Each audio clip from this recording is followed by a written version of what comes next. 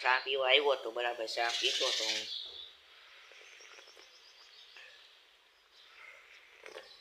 ચા પી દીધો તો આ જાની જાર દેખાય છે અમારું અહીં હું આવ્યો તો બરાબર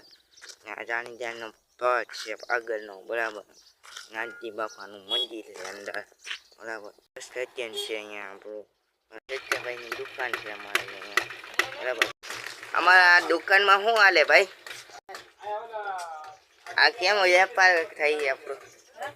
બરાબર હાલે છે ને દુકાન હોય આપણે આ રાની ગયા હતા દેખાવા બરાબર ને બગીચો ને બધે ખેતરનું કામકાજ હાલે છે ને આ મંજૂર ને આમાં શું હાલે બીજું દૂધનું કામકાજ પૂરું થઈ ગયું